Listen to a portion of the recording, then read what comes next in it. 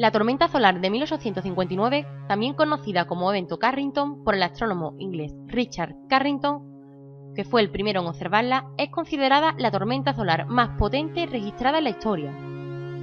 En el año 1859 se produjo una gran eyección de masa coronal, o llamarada solar. A partir del 28 de agosto se observaron auroras que llegaban hasta el norte de Colombia. El pico de intensidad fue el 1 y 2 de septiembre y provocó el fallo de los sistemas de telégrafo en toda Europa y América del Norte.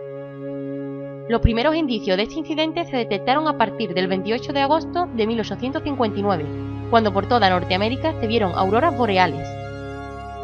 Se vieron intensas cortinas de luz desde Maine hasta Florida. Incluso en Cuba, los capitanes de barcos registraron en los cuadernos de bitácora la aparición de luces cobrizas cerca del cenit. En aquella época, los cables del telégrafo, invento que había comenzado a funcionar en 1843 en los Estados Unidos, sufrieron cortes y cortocircuitos que provocaron numerosos incendios, tanto en Europa como en Norteamérica. Se observaron auroras en zonas de latitud media, como Roma o Madrid, incluso en zonas de baja latitud, como La Habana, las Islas Hawái y la población de Montería, en Colombia. Fue la interacción más violenta que nunca se ha registrado entre la actividad solar y la Tierra. La acción del viento solar sobre la Tierra en el año 1859 fue con diferencia la más intensa de la que se tiene constancia. El 28 de agosto aparecieron numerosas manchas solares y entre los días 28 de agosto y 2 de septiembre se declararon numerosas áreas con llamaradas. El 1 de septiembre el Sol emitió una inmensa llamarada. Solo 17 horas y 40 minutos después, la eyección llegó a la Tierra con partículas de carga magnética muy intensa. El campo magnético terrestre se deformó completamente y esto permitió la entrada de partículas solares hasta la alta atmósfera, donde provocaron extensas auroras boreales e interrupciones en las redes de telégrafo, que entonces estaba todavía muy poco desarrollado. Si la tormenta de Carrington no tuvo consecuencias brutales, fue debido a que nuestra civilización tecnológica en 1859 apenas había cumplido 15 años de la invención del telégrafo y la infraestructura eléctrica estaba realmente naciendo en los países desarrollados y no existía en el resto del mundo. En 1994 hubo una tormenta solar que causó errores en 2 satélites de comunicaciones, afectando a los periódicos, las redes de televisión y el servicio de radio de Canadá. Otras tormentas han afectado sistemas de servicios móviles y señales de televisión hasta sistemas GPS y redes de electricidad. En marzo de 1989, una tormenta solar mucho menos intensa que la perfecta tormenta espacial de 1859 provocó que la planta hidroeléctrica de Quebec, Canadá, se detuviera más de 9 horas. Los daños y pérdidas de ingresos resultantes se estiman en cientos de millones de dólares. En la civilización actual, una tormenta solar tendría graves consecuencias, ya que todo funciona gracias a la tecnología. El ciclo actual de la actividad solar empezó en el mes de enero de 2008. La aparición de manchas solares, la actividad magnética y otros datos relacionados con estos fenómenos siguen un ciclo que dura 11 años. En los últimos 11 años han explotado en la superficie del Sol unas 13.000 nubes de plasma y unas 21.000 llamaradas solares. Se podría decir que las tormentas solares son similares a las tormentas terrestres, a una escala superior, aunque en el caso de las solares, los gases del viento solar van acompañados de campos magnéticos que les dan forma y proporcionan energía. Como se da en el caso de las tormentas eléctricas, son explosiones de partículas de alta energía e intensos rayos X debido a los cambios del campo magnético. En el proceso de fusión nuclear, que origina la energía del Sol, hay una pérdida de masa del 0,7%, que se convierte en energía tal y como expresa la conocida fórmula de Einstein. Cuando un gramo de hidrógeno se transforma por fusión nuclear en 0,993 gramos de helio, se liberan 50.000 kilovatios de energía. Esta energía se transmite primero por radiación dentro de una capa esférica, llamada zona radiante, de 500.000 kilómetros de grueso, y después se transmite por convección a través de otra capa esférica de 200.000 kilómetros, llamada zona convectiva. Esta capa de convección es como un líquido en ebullición.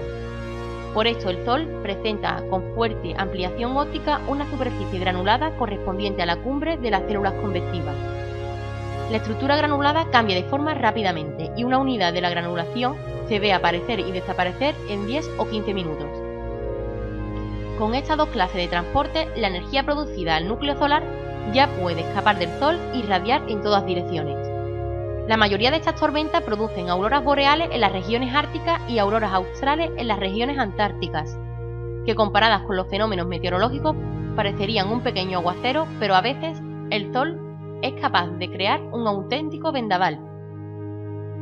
Nadie vivo hoy ha experimentado una tormenta de estas proporciones, pero Kenneth McCracken, de la Universidad de Maryland, descubrió en los núcleos de muestra de hielo de la Antártida y Groenlandia aumentos bruscos de nitrato, que ya se conocía que correspondían a intensas ráfagas de viento solar. La anomalía de nitratos de 1859 es la mayor en 500 años y equivale a la suma de episodios más importantes en los últimos 40 años. La gran tormenta de 1859 fue precedida de la aparición en el Sol de un grupo numeroso de manchas solares cercanas al ecuador solar, casi en el momento de máxima actividad del ciclo solar, de una magnitud tan grande que se podía ver a simple vista, con una protección adecuada. En el momento de la eyección de masa coronal, el grupo de manchas estaba frente a la Tierra, aunque no parece que sea necesaria tanta puntería. Cuando la materia coronal llega a la órbita terrestre, abarca una extensión de 50 millones de kilómetros, miles de veces la dimensión de la Tierra. La intensa llamarada de 1859 liberó dos eyecciones de material coronal. La primera tardó entre 40 y 60 horas para llegar a la Tierra, mientras la segunda, liberada por el Sol antes de que se llenase el vacío dejado por la primera, solamente tardó unas 17 horas para llegar a la Tierra. La primera eyección iba acompañada de un intenso campo magnético helicoidal, según los datos de los magnetómetros de la época. Esta primera etapa quedó registrada en los magnetómetros de superficie como un inicio brusco de actividad, pero no tuvo otros efectos. Al principio apuntaba al norte, pero después de 15 horas, en lugar de reforzar el campo terrestre, se oponía al campo mencionado. Esta oposición liberó gran cantidad de energía que comenzó a interrumpir las comunicaciones telegráficas y formar auroras boreales, hasta pasado 1 o 2 días en que, una vez el plasma pasó más allá de la Tierra, dejó que el campo magnético de la Tierra volviese a la normalidad. La llamarada de Carrington del 1 de septiembre debió tener temperaturas de 50 megakelvin, por lo que es probable que no solo emitiera radiación visible, sino que también radiación gamma y rayos X. No hay noticia de la observación de una llamarada solar más brillante. La radiación solar solo tarda unos 8 minutos y medio en llegar a la Tierra, y si hubiera habido aparatos de radio o onda corta en ese tiempo deberían de haber quedado inutilizados. La energía de los rayos X calentaron la atmósfera alta de la Tierra, lo que produjo su expansión entre decenas y cientos de kilómetros. Como ya se ha mencionado, se produjo una segunda ráfaga de viento solar. En el momento del impacto de la Tierra con esta segunda llamarada, el campo magnético del plasma apuntaba hacia el sur, con lo que el caos geomagnético no tardó en manifestarse. La magnetosfera terrestre, que suele estar a unos 60.000 kilómetros de la Tierra, fue comprimido hasta llegar a unos 7.000, hasta alcanzar quizás la estratosfera. Cuando el cinturón de radiación de Van Allen desapareció temporalmente, gran cantidad de protones y electrones se descargaron hacia la atmósfera, lo que podría haber sido causa de las auroras boreales observadas.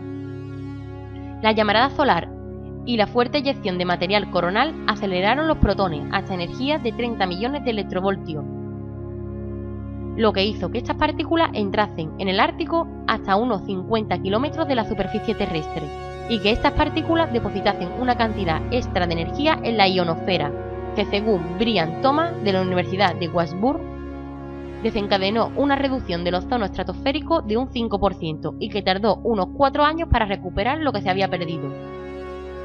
Una gran lluvia de neutrones pudo abarcar la superficie de la Tierra, pero debido a que en aquel tiempo no había detectores, no se pudo registrar y parece que no tuvo consecuencias para la salud. Mientras que las auroras se extendían desde las latitudes altas, que les son propias, hasta otras más bajas, las corrientes eléctricas de la ionosfera y de las mismas auroras indujeron corrientes intensas a través de los continentes y que entraron en los circuitos de telégrafo y que llegaron a quemar algunas estaciones y produjeron electrocuciones. En la actualidad, el Departamento de Seguridad Nacional y la Oficina de Política Científica y Tecnología de la Casa Blanca se han reunido porque, aunque el Sol no ha alcanzado su máximo de actividad, están esperando una tormenta muy parecida a la de 1859, que si en aquel momento solo afectó al telégrafo, hoy en día, que vivimos con la tecnología, tendríamos que volver a vivir como antiguamente. En casa sin luz no podríamos beber agua del grifo porque las cañerías se podrían deshacer con estas llamaradas, se perdería toda la información que tuviéramos en los ordenadores, fotografías, cuentas bancarias No se podría utilizar los móviles, ni ver la televisión, ni escuchar la radio. Los astronautas serían los primeros en estar en peligro, ya que en las misiones espaciales son los primeros en ver que la energía está fallando y puede hacer que algunas estaciones espaciales dejen de funcionar y dejarían de tener oxígeno. Las personas que usan marcapasos podrían perder la vida porque los marcapasos dejarían de funcionar. A esto podríamos llamarlo apocalipsis digital. El margen de maniobra para actuar ante esta gran tormenta solar sería de unos 3 días. Este gravísimo problema de dejar a todo el mundo sin red de distribución eléctrica se podría tardar en recuperar entre 5 y 10 años. Mientras tanto, tendríamos que vivir con un retraso de 200 años. Tendríamos que volver a vivir con un huerto y un pozo. Si te ha gustado el vídeo, no olvides suscribirte, darle a me gusta, comentar y compartirlo en tus redes sociales.